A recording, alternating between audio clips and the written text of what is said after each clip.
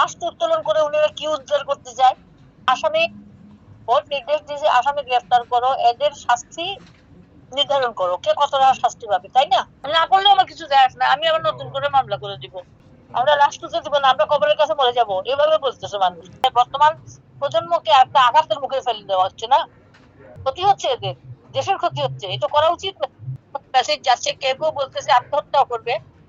এমন আমি কি করতে পারি এদেরকে বলো? এখন তো আমি চিনি না, আমি দেশে নাই। এখন যদি কেউ মরে, এটার জন্য দায়ী কে? প্রশাসন। আমি পাইলে তাদের সাথে কথা বলবো, তারা আমাকে জানাক। আচ্ছা আচ্ছা। আমার মত নিছে নাকি তারা এটা করলো? আবেদনটা করার আগে কি আপনাদেরকে জানায় নাই? না, এটা তাদের নাকি অফিসিয়াল প্রসিডিওর। আচ্ছা আচ্ছা। যা যা কাজ করতে হয় তার মধ্যে এটা একটা আর কি। সেই জন্য কোর্টের পারমিশন নিয়েছে। তখন আইও ফোন করলে কিছু জানতে পারবে, একটু পরে করবে হয়তো, আমাকে মেসেজ দিছে যে কল করবে। আর প্রশাসনের শেষ নাই, রাহুল সবাইকে জেনে গেছে সালমান খুন হয়েছে, এটা তো আর বাকি নাই। সেটাই। বিচার আমার হয়েছে, এখন আসামি কোর্ট নির্দেশ দিয়েছে আসামি গ্রেফতার করো, এদের শাস্তি নির্ধারণ করো, কে কতটা শাস্তি পাবে, তাই না? এখন রাষ্ট্র উত্তোলন করে উনি কি উদ্ধার করতে চায়? আর এটা পাবলিক জানতে চাচ্ছে যে লাশ উত্তোলন করে কি করবে তারা। পাবলিক বলতে কবরের পাশে গিয়ে বসে থাকবো, উত্তোলন করতে দিব না, আগে বিচার করুক, লাশ উঠাক, বিচার করুক, আসামি ধরুক। আমরা লাশ তুলতে দিব না, আমরা কবরের কাছে মরে যাবো, এভাবে বলতেছে মানুষ।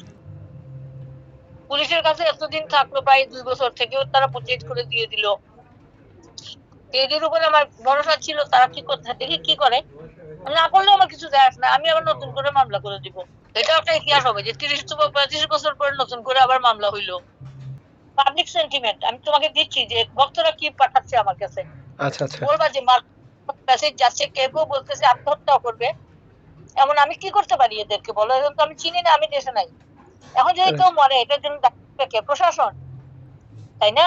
হ্যাঁ হ্যাঁ। কালক্ষেপণের কারণে তো বর্তমান জেনারেশন এরকম করতেছে এখন। আর এই যে আরেকটা প্রহসন করে তো বর্তমান প্রজন্মকে একটা আঘাতের মুখে ফেলে দেওয়া হচ্ছে না? ক্ষতি হচ্ছে এদের, দেশের ক্ষতি হচ্ছে, এটা করা উচিত না।